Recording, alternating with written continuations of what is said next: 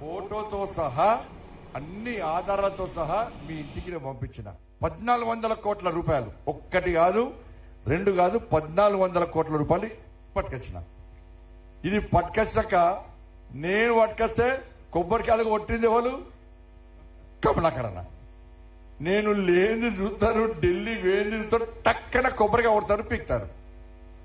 ఇలా 1400 కోట్ల రూపాయలు నేను పట్టుకొచ్చి ఇక మాటలు బంద్ చేసేది. అబ్బో బండి సంజయ్ అన్ని బయట పెట్టినరా, మన ఇజ్జత్ వచ్చింది, మన ఎవరు నమ్మతట్లేదని చెప్పి చెప్తలేరు.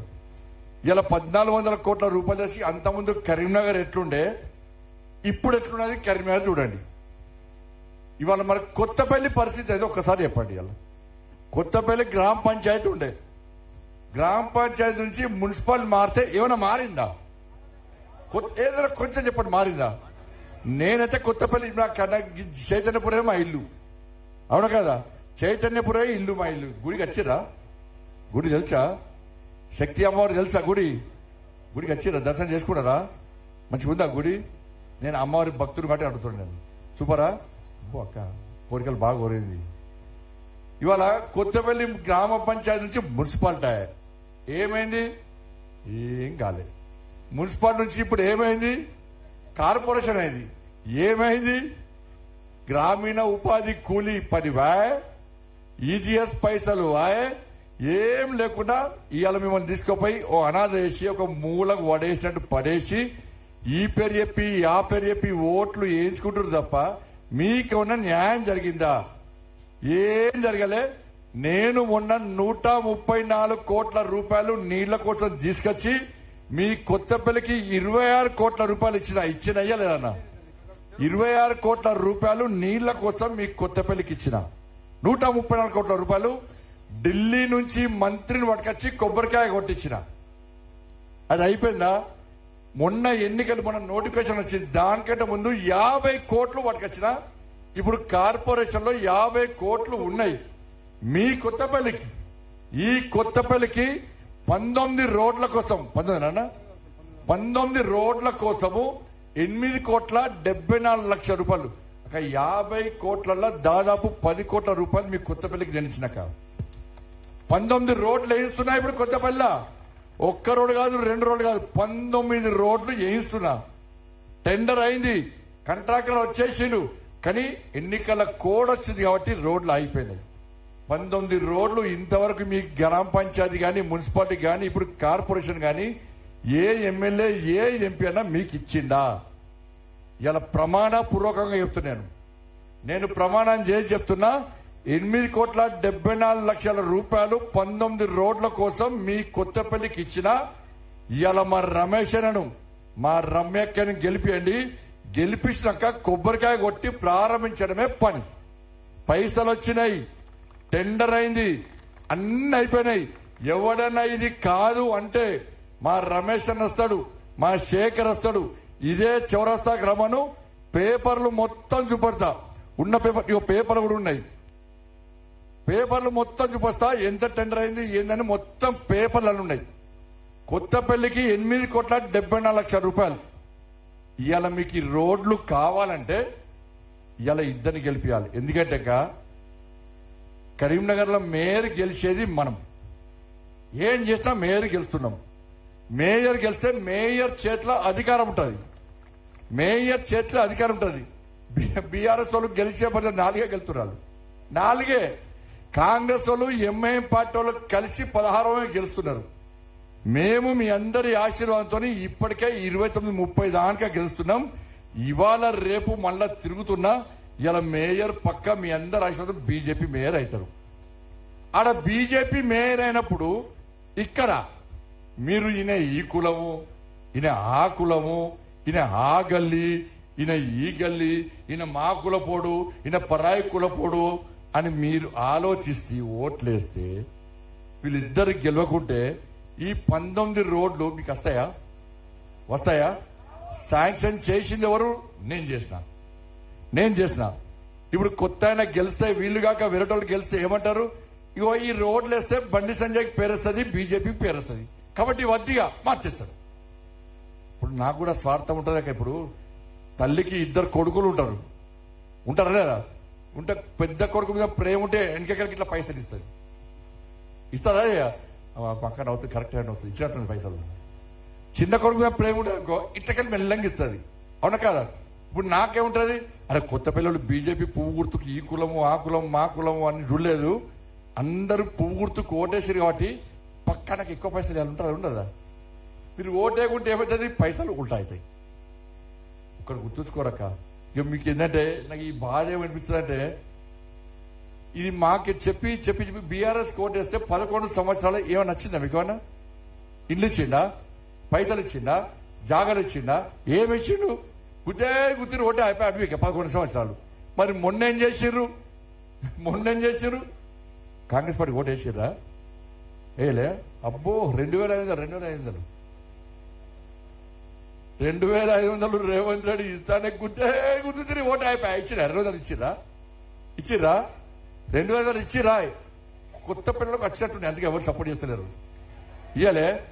4000 రూపాయలు ఇచ్చిరా? తులం బంగారం ఇచ్చిరా? మొత్తం కిలో దిగేసి ఒక్కొక్కరు. ఆ కాంగ్రెస్ వాళ్ళు ఇయ్యరు. పొంగ కొంగు అప్పుకొని గుంజుకోపోతారు వాళ్ళు. తులం బంగారం ఇయ్యకపోయా. స్కూటీలు ఇచ్చిరా? మరి ఇండ్లు ఇచ్చిరా? మీకు ఇండ్లు ఇచ్చిరా? జాగాలు ఇచ్చిరా? ఆ జాగాలు కాదు, ఆ సర్వే నెంబర్ ఎంతనే?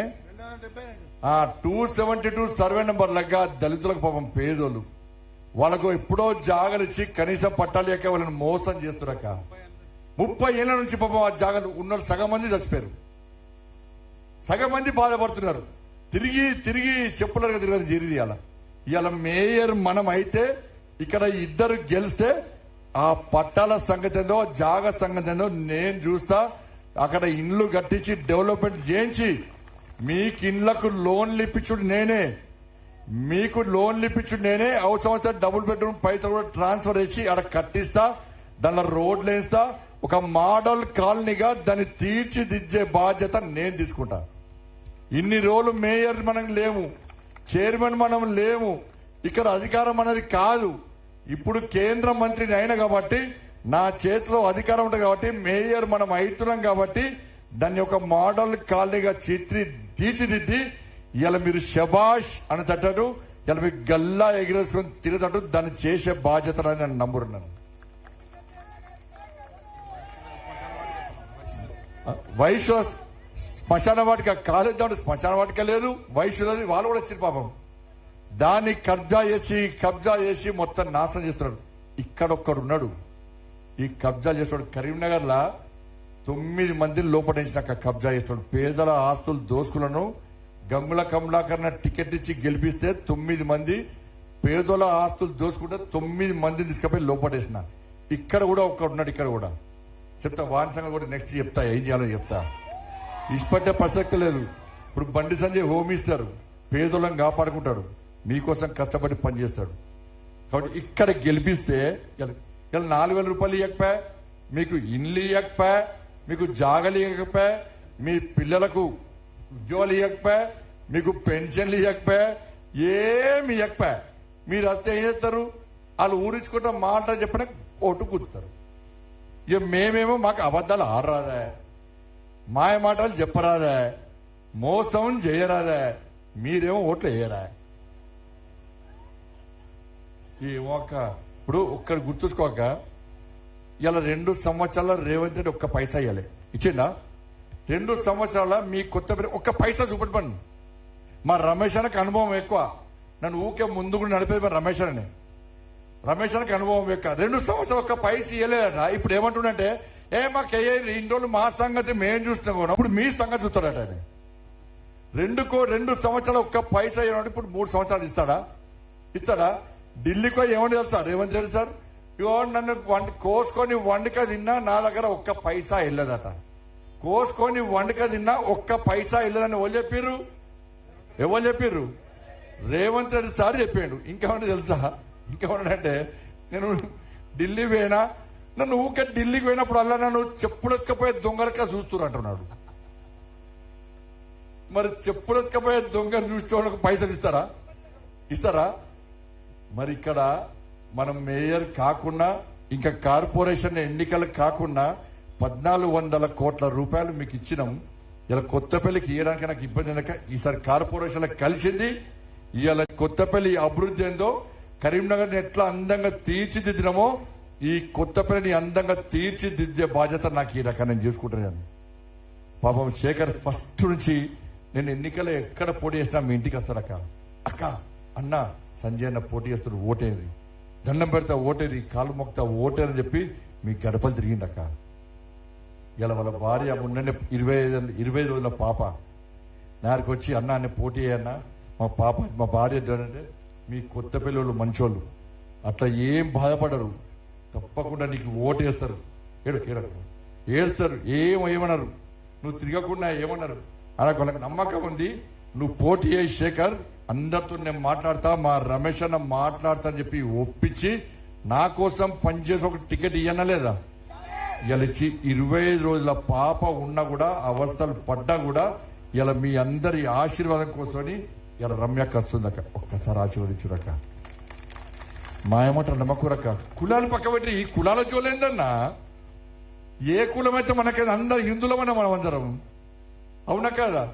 ఇలా మన రమేష్ అన్న పార్టీలో చేరిన కాంచలి నాకు నా వెనుక ఉండి ప్రతి అడ్వైస్, ఇజ్జయ్ ఈ పైసలు వస్తాయి, ఇజ్జయ్ ఈ గ్రామానికి పైసలు వస్తాయి, ఇది మాట్లాడితే కరీంనగర్ పైసలు వస్తాయి అని అందరి అధికారులతో నా తరపున మాట్లాడే వ్యక్తే మా రమేష్ అన్న. రమేష్ అన్న పార్టీలో ఏ రకంగా నేను ఆరాంసే ఉన్నా, నాకేం భయం లేదు. ఇక ఇలా శేఖర్ మీద కేసులున్నాయి అక్క, కబ్జా కేసులు కాదు, అక్రమ కేసులు, అవినీతి కేసులు కాదు. ఇలా ధర్మం కోసం కొట్టాడితే, నాతో పాటు కొట్టాడితే కరీంనగర్ దెబ్బతినక నాతోని అరెస్ట్ చేయక ఒక్కసారి 2 సార్లు 100 సార్లు అరెస్ట్ అయిన పేపర్ టీవీలు చూసారు మీరు. కానీ శేఖర్ ఏ రోజు భయపడలేదు. నేను ధర్మం కోసం పనిచేస్తాను, చావడానికైనా సిద్ధమైన. కొత్తపల్లి ఉండన్నా, నా కొత్తపల్లి రక్తం ఉందన్నా, కొత్తపల్లి పౌరుషం ఉందా అని చెప్పి గల్లా ఎగిరేసుకొని నేను భారతీయ జనతా పార్టీ కార్యకర్తను అని తిరిగే వ్యక్తి శేఖర్ అన్న. ఒక్క పైసా లేదన్న అంత దగ్గర. మంచి ఆలోచన అది. ఈ రమేష్ అన్న గిన్ని సంవత్సరాల ప్రజాప్రతినిధి మళ్ళా నా దగ్గరకు వచ్చి అన్న ఏం చేద్దామన్నా అని ఏం చేద్దామన్నా. వీళ్ళిద్దరు గుణవంతులు, వీళ్ళందరూ ఇప్పుడు మీ దగ్గర పోటీ చేసే ధనవంతులు. గుణవంతులకు ఓటేస్తే మీ దగ్గరికి వస్తారు, ధనవంతులకు ఓటేస్తే వాళ్ళ దగ్గరికి మీరు పోవాల్సి వస్తుంది. కులాలు చూసి ఓటేద్దన్నా, కులాలు చూసి ఓటేద్దన్నా. ఇంకెన్ని రోజులు కులాలు? ఇవాళ మనకు నిధులు కావాలి, మనకు అభివృద్ధి కావాలి. ఇవాళ రేవంత్ రెడ్డి ఒక్క పైసా, నేను పోయి మోడీ సార్ చెప్పొచ్చిన, మోడీ సార్ కలిసిన, సార్ కరీంనగర్ లో ఎన్నికలు ఉన్నాయి సార్,